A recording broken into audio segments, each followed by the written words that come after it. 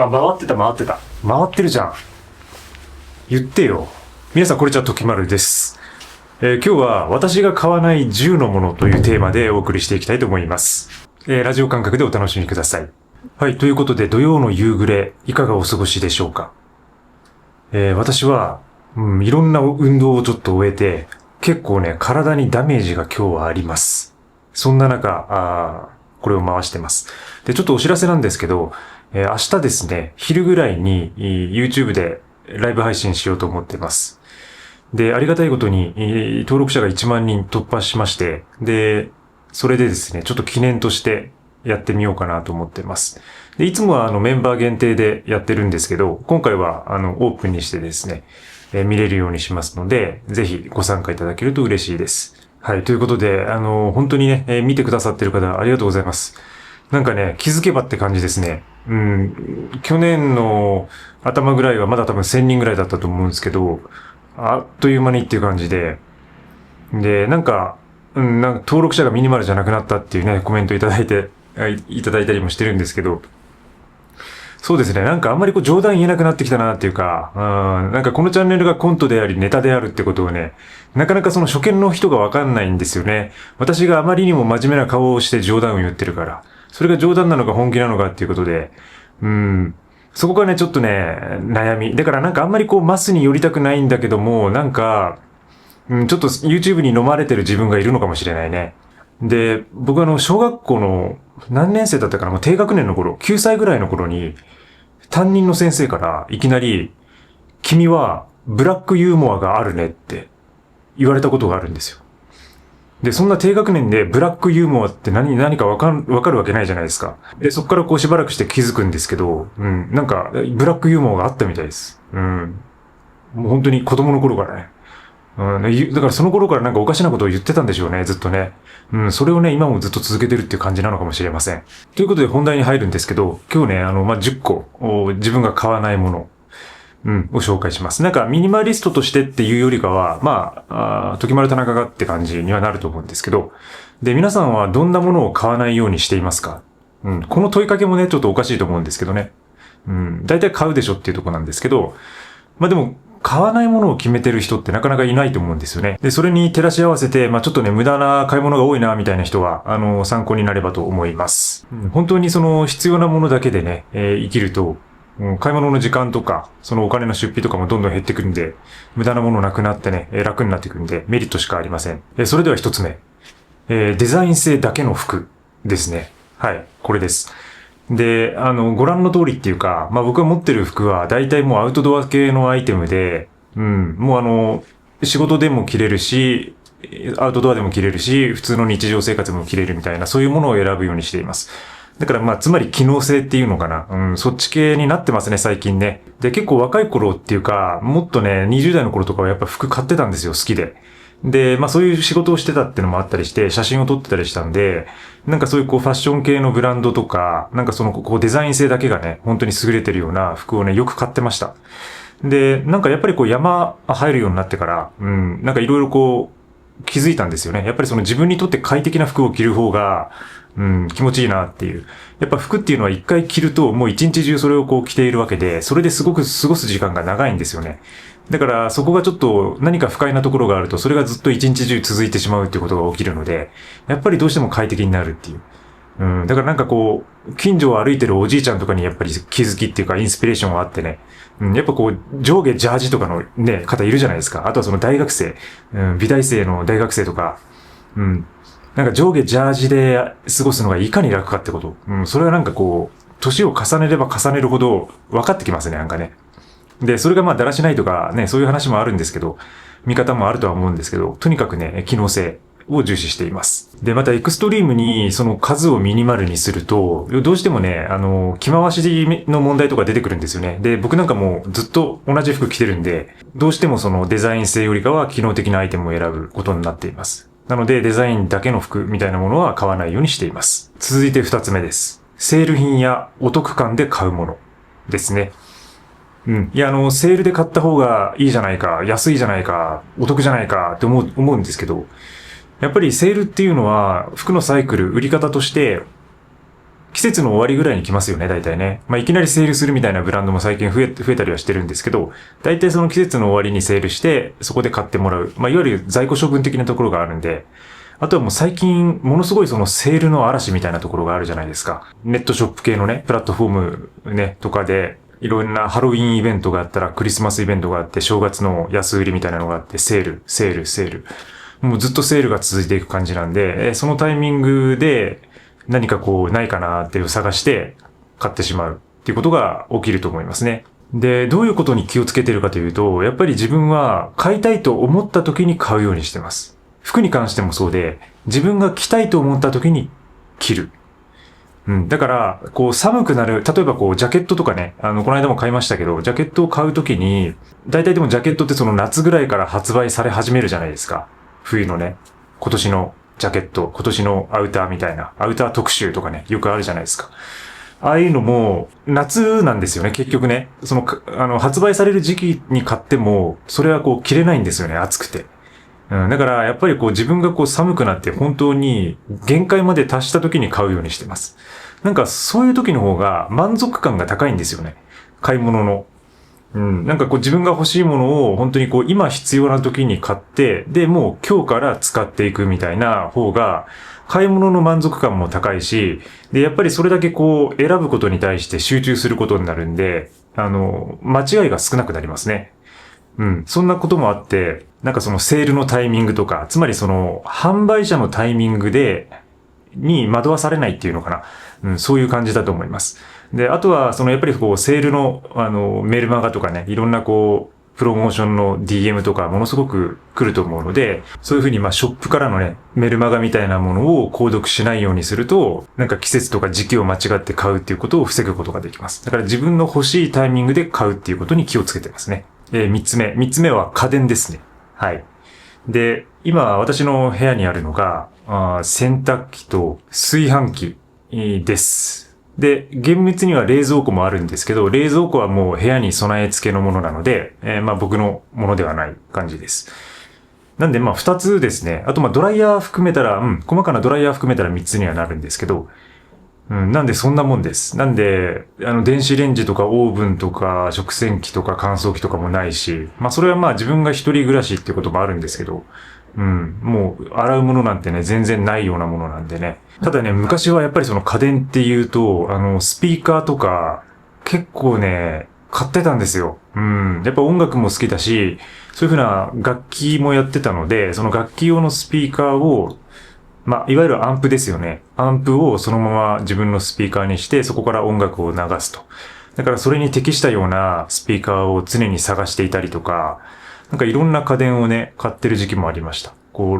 卓上のランプとかもそうですし、でもやっぱバックパックに収まる持ち物で暮らすようになってから、家電っていうのは基本的に持ち歩くことができないし、割とその部屋のスペースを取るものが多いので、そこをね、なるべく買わないようなスタイルになっています。買わないもの4つ目は、装飾品です。装飾品と雑貨ですね。はい、これを買わないようにしています。で、一時期はね、これもね、いろんなものありました。変な、なんか猫のなんか置物みたいなものとか、なんかね、わけわかんないものを持ってましたよ。でもそういうのね、楽しかったりするんですよね。だから僕は嫌いじゃなくて、だから自分の部屋にないっていうか自分が持っていないだけで、それをね、見るのは楽しいんですよ。だからその物が多い友達の家とかに行っていろんなのを見たりとか、なんか博物館気分っていうのかな。そういうので結構ね、好きなんですよね。なんかこれ何みたいな雑貨あるじゃないですか。つまり、アート作品っていうほどでもないけども、でもなんか、何の機能性とか役にも立たないようなものっていう。なんか、痺れるっていうか、ぐっとくるところはあるんですけどね。ただね、それをね、自分では持たないですね、やっぱね。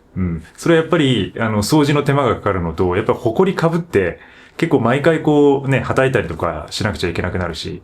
で、ちょっとごちゃっとして、その分のスペースが限られる。例えばそのデスク周りとかは常にシンプルな状態にしておきたいので、そのような雑貨みたいなものは全く買わないようにしています。で、結構香りみたいなものは好きで、よくフレグランスっていうか、お香みたいなものを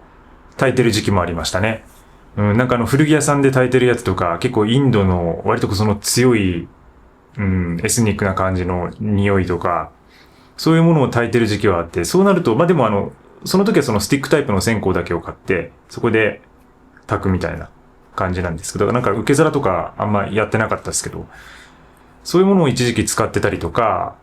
はありますね。ただね、それもね、最近スプレータイプのフレグランスっていうのがあって、これが結構いいんですよね。缶に入っていて、部屋にスプレーするような感じのものなんですけど、それで香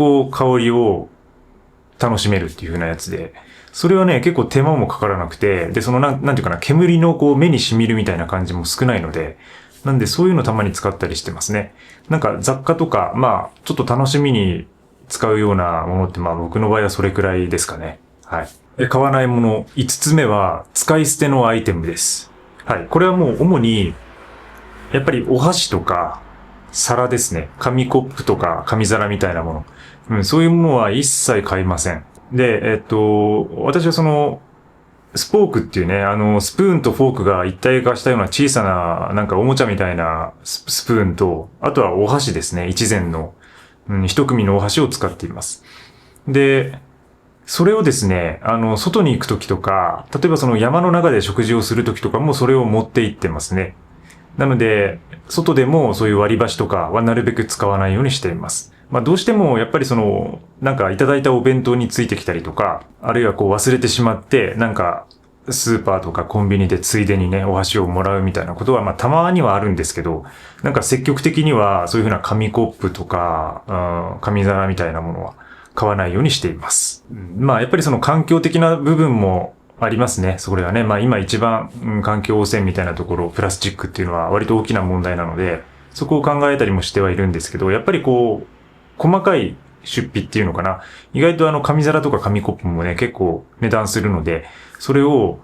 毎回買っていると結構コストも高くつくと。で、一時期は、なんか大量にそういう紙皿みたいなものを買って、で、それで食事をして、そのまま、それを処分すると。することによって洗い物がなくなるみたいな、そういう方法もあるんですよね。そういうテクニックを使ってるミニマリストの方も結構いるとは思うんですけど、なんかね、それだと確かに手間もかかんないし、で、意外とほら、水で洗うっていうのも洗剤使ったりとか、水を使ったりとかで、結局地球へのダメージはあるので、それはもう焼却した方が早いとか環境負荷は低いみたいな話もあったりはするんですけど、なんとなくやっぱ自分のスタイルとして、やっぱり、一つの道具っていうのかな、持ってる道具で生きていくみたいなところがあるので、そういうこともあってですね、箸とスプーンみたいなものを持ち歩いて繰り返し使うようにしています。6つ目は、大きすぎる家具ですね。はい。で、私が持ってるのは折りたたみの机と椅子です。それだけですね。フランスのね、ミニマリストのドミニック・ローホーさんみたいに、割と好きなソファーだけをポーンと一つ持って使うみたいな方法もあるとは思うんですけど、割と、やっぱ自分の力で持って外に出せないとか、なんかそういうものをなるべく最近は避けるようにしてますね。で、あと、去年ファニチャーフリーの実験をやってるんですけど、やっぱりヨガを中心とした今生活をしているので、なるべくですね、軽量、移動できるものを使うことによって、ヨガのスペースを作るってことをやっています。主に多分そっちがメインですかね。ヨガをやりたいがために、なるべくファニチャーフリーな状況にしておくっていうことを心がけていますね。で、床に座るデメリットっていうのもあって、やっぱり冬場とか寒いんですよ、結構。床って冷たいじゃないですか。ラグみたいなものを引かないと床って結構冷たいんで、で、暖かい空気っていうのは上に行くので、それがね、ちょっと床だと冷たいひんやりするなーっていうのはありますね。でも夏は逆にね、快適なんですよね。暖かい空気が上に行くので、夏とかはこのフローリングに、寝るだけでね、ものすごく気持ちいい感覚が得られますし。で、やっぱり床が近いと、自分の柔軟とか、なんか体を動かすようなところに近くなるんで、結構ね、ヨガとの連携も高まって、いい感じがしますね。買わないもの7つ目。深夜の通販番組で売られているもの。はい、これです。これね、結構ね、面白いですよね。なんだろうね、あれ。不思議な時間に起きて、ふとね、テレビを見たら、やってる、通販番組ですよ。そこで売られているものですね。絶対買わないっていうか、一度も買ったことありません。今はテレビ持ってないんですけど、昔持ってた時期にそういうことを思いましたね。これは絶対買わないって。で、あと、たまに旅行先とかで、ホテルに泊まるとね、ホテルのテレビでよくね、通販番組やってるんですよね。うん。で、僕はあれが、形式っていうのかな、なんか昔ながらのフォーマットっていうのが嫌いじゃないんですよ。で、お値段はみたいな。でも、ちょっとお高いんでしょみたいな。で、もう少し、じゃあ、ついでにこれもつけましょう、これもつけましょう、みたいな感じで、いろんなものがセットで付けられて、で、14,800円みたいな、ババーンみたいな。あのフォーマットは好きですね、なんか。ちょっと、ああいうのをちょっとやってみたい気持ちはあります、自分が。自分がそっち側に立つっていうか、時丸田中のテレビショッピングみたいな感じでね、なんか自分がやりたいなっていう感じ、まあ演技派っていうかどうしても自分の演技派のところが出てしまうんですけども、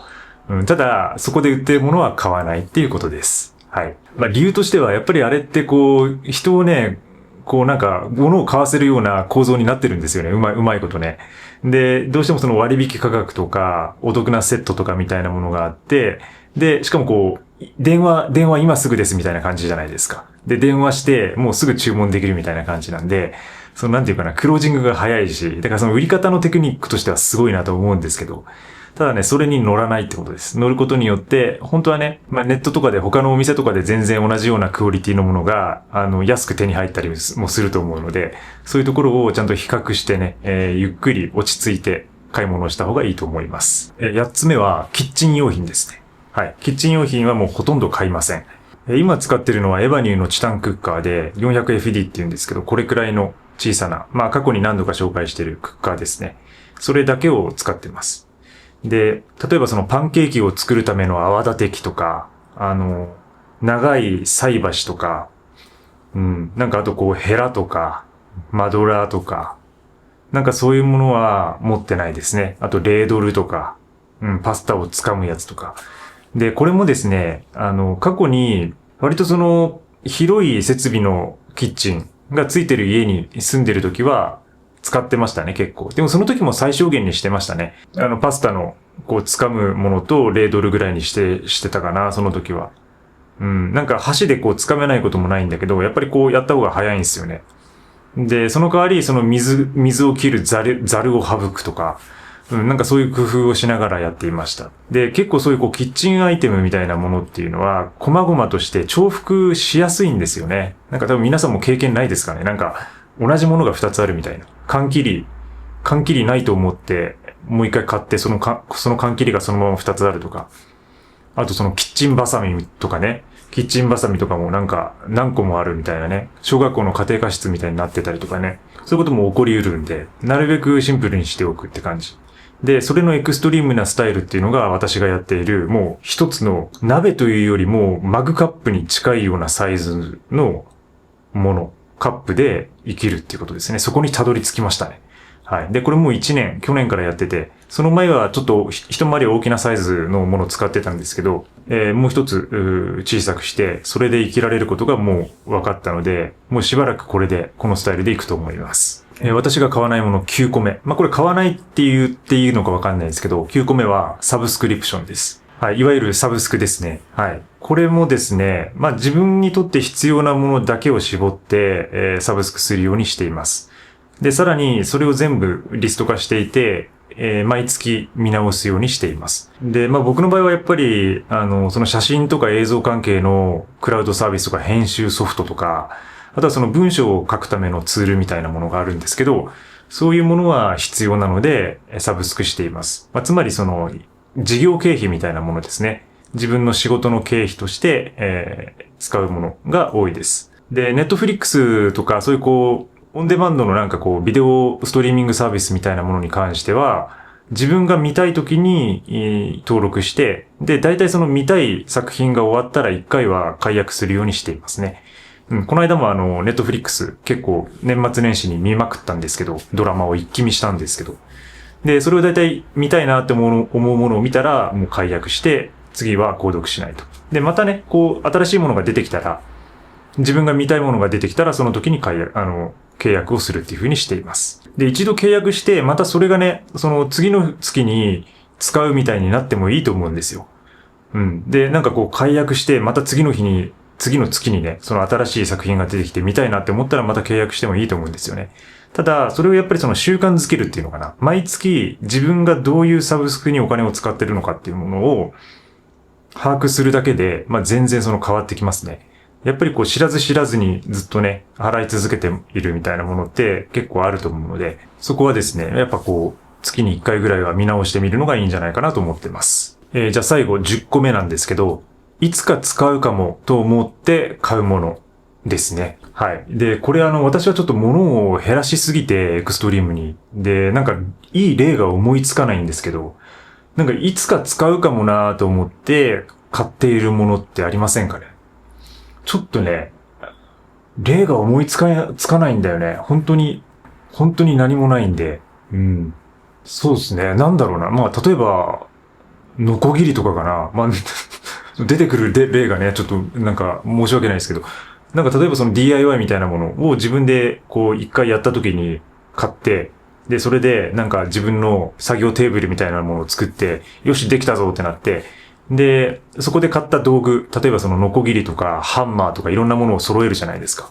で、それをまたですね、もしかしたら来年とかちょっと近い未来に DIY をするかもなーって思って、で、それを取っておくみたいなことってあるんじゃないかなって思うんですよね。ただそれは買ってしまった時点で、一回買ってるってことにはなるんで、ちょっとあんまりいい例ではないですね。すいません。でもなんか、そんな感じです。いつか使うかもなと思って、取っておくものっていうのは、大体使わないことが多いですね。だからそれは具体的な自分の数字によって判断する必要がありますね。このものを1年以内に使ったかっていうのを、僕よく言ってることだと思うんですけど、リスト化しておいて、1年以内に使っていないなって思うものは処分していく。手放していく。その1年間っていう期間じゃなくて、半年とか3ヶ月とかね、こう慣れてきたら徐々にその期間を短くしていく。それで使っていないものを判断していくっていう感じにすれば、物は減らしやすくなりますね。はい。で、やっぱり一度迷ったら、使うかな、使わないかな、みたいなもので迷ったら、リストを作って、で、考えてみるってことですかね。で、いろんな比較対象とか、これを